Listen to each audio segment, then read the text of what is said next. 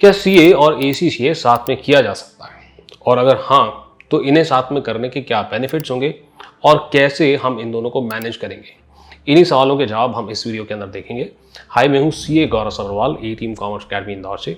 आइए बात करते हैं। Welcome to career Tuesdays on the move. यहाँ पर हम करियर और मोटिवेशन से रिलेटेड अनबायस्ड वीडियोस बनाते हैं। इससे जैसे समय निकलता जा रहा है, एसीसीए की अवेयरनेस बढ़ती जा रही है। कई सारे चार्टर्ड अकाउंटेंट्स अब एसीसीए भी परस्यू करते हैं और रीजन ऑब्वियस है।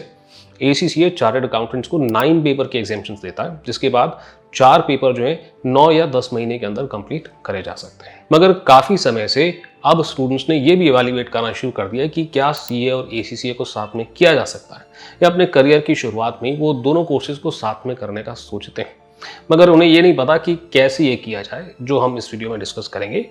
तो इसमें हमारे पास कुल 3 ऑप्शंस हैं, मगर इन ऑप्शंस को डिस्कस करें इससे पहले ये तो समझ लें कि दोनों कोर्सेज को साथ में करने का कोई बेनिफिट भी है। चलिए आइए तो देखते हैं बेनिफिट नंबर 1। पेपर्स को आप अलाइन कर सकते हैं दोनों कोर्सेज के। भाई जैसे सीए इंटरमीडिएट के अंदर एक कॉस्टिंग का पेपर है, वैसे ही एसीसीए के अंदर परफॉर्मेंस मैनेजमेंट का पेपर है, जहां पर कॉन्सेप्ट्स जो है वो सिमिलर है, जिसकी वजह से आप जब सीए इंटरमीडिएट के उस ग्रुप के लिए प्रिपेयर कर रहे हैं जिसमें कॉस्टिंग है, आप एसीसीए के परफॉर्मेंस मैनेजमेंट के पेपर को भी साथ ही में प्रिपेयर कर सकते हैं। चलिए ये तो हो गई पढ़ाई की बात, अब जॉब की बात भी कर लेते हैं। बेनिफिट नंबर 2, क्योंकि एसीसीए करने से आपको आईएफआरएस की एक बहुत डिटेल नॉलेज हो जाती है, तो अब आपके लिए कई सारे अकाउंट्स और ऑडिट के रूल्स भी ओपन अप हो जाते हैं, जो सिर्फ as a chartered accountant open नहीं थे।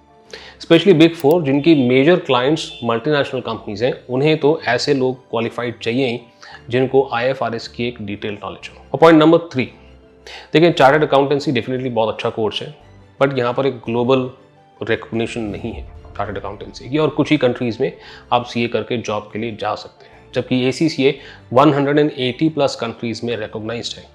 और ये ग्लोबल रिकॉग्निशन की वजह से इट मेक सेंस कि आप सीए और एसीसीए दोनों करें, ताकि बाहर जाने की अपॉर्चुनिटी हमारे हाथ से ना जाए। चलो जी, तो ये तो हो गए बेनिफिट्स दोनों कोर्सेज को साथ में करने का। अब फटाफट से 3 ऑप्शंस देख लेते हैं कि कैसे आप इन दोनों कोर्सेज को साथ में कर सकते हैं, और फिर एक फाइनल वर्डिक्ट के अंदर अपना डिस्कशन क्लोज करेंगे। आगे बढ़े इससे पहले अगर आपने इस चैनल को सब्सक्राइब नहीं किया तो ऐसे ही वीडियोस लगातार देखने के लिए सब्सक्राइब जरूर कर लें, और वीडियो को लाइक करना मत भूलिएगा। ऑप्शन नंबर 1, सीए और एसीसीए दोनों को साथ में किया जाए। ठीक है जी।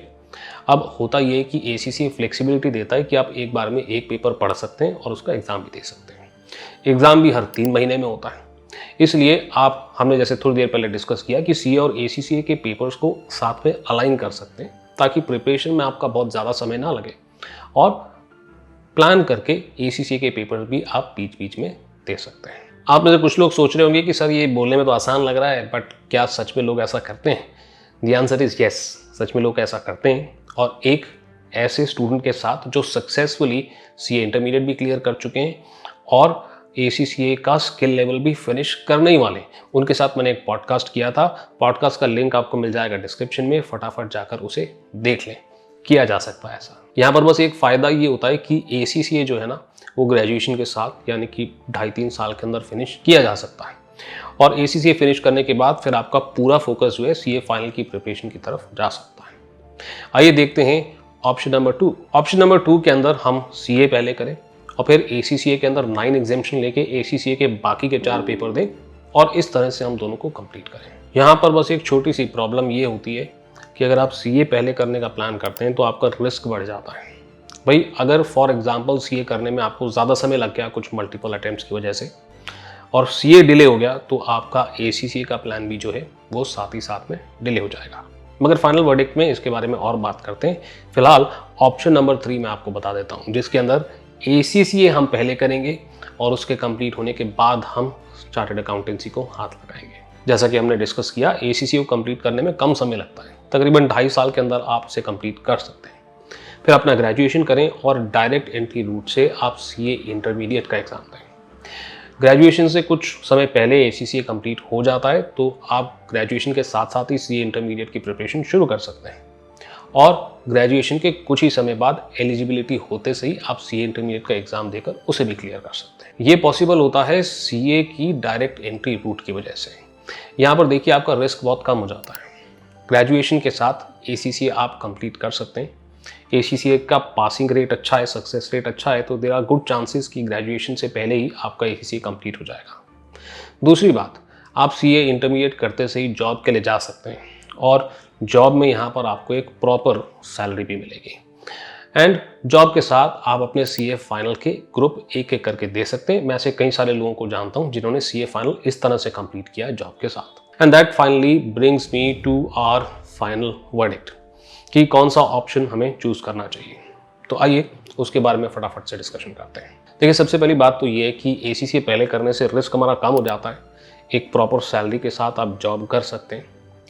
ऐसा भी हो सकता है कि जब आप ACCA करें तो जो पढ़ाई से आपको एक्सपोजर मिलता है वहाँ आपको रियलाइज़ हो कि आपका इंटरेस्ट किसी और फील्ड में, लेट्स से कि फाइनेंस में है, तो फिर आप ACCA के बाद CA करने की बजाय CFA, MBA फाइनेंस या CA में USA जैसे किसी कोर्स को टारगेट कर सकते हैं। यानी कि आपके ऑप्शंस जो है वो खुले रहते हैं। साथ ही साथ में क्योंकि ACCA का ग्लोबल रिकॉग्निशन है, ACCA के बाद आप अब्रॉड में जॉब करने का या फिर अब्रॉड में अपनी फर्दर स्टडीज़ को कंटिन्यू करने का भी सोच सकते हैं। जबकि अगर आप CA पहले शुरू करते हैं तो ऑब्वियसली हमारा रिस्क बढ़ जाता है, बिकॉज CA में थोड़ा समय लग सकता है ज़्यादा मल्टीपल अटेम्प्ट्स की वजह से। साथ ही साथ में अगर आप CA इंटरमीडिएट लेट से कर लेते हैं, CA फाइनल में होते हैं और जॉब के लिए जाते हैं तो वहाँ पर आपको सैलरी भी कम मिलती है, प्रॉपर सैलरी नहीं मिलती है। और इसीलिए मुझे ऑप्शन 3 बेटर लगता है, जिसके अंदर आप ACCA पहले करें और फिर CA बाद में। देखिए, CA और ACCA को साथ में करने का ऑप्शन भी ठीक है, बट उन लोगों के लिए ठीक नहीं है जो कोचिंग पे रिलाई करते हैं, जो सेल्फ स्टडी में जिन्हें थोड़ी सी दिक्कत आती है। पहली बात तो कोचिंग पे आप रिलाई करते हो तो दोनों कोचिंग्स के टाइम क्लैश हो जाएंगे। फिर आप सोचते रहोगे कि कौन सी क्लास में हमें जाना है और कौन सी क्लास को अवॉइड करना है, और हमारा खर्चा भी सब्सटेंशली दोनों कोर्सेज को अगर हम साथ में करते तो बढ़ जाता है। मैं उम्मीद करता हूँ कि आपको ये वीडियो अच्छी लगी हो। वीडियो अच्छी लगी है तो प्लीज़ लाइक करना मत भूलिएगा, और यहाँ तक आ गए तो चैनल को सब्सक्राइब कर लें ताकि ऐसी वीडियोस आप लगातार देखते रहें।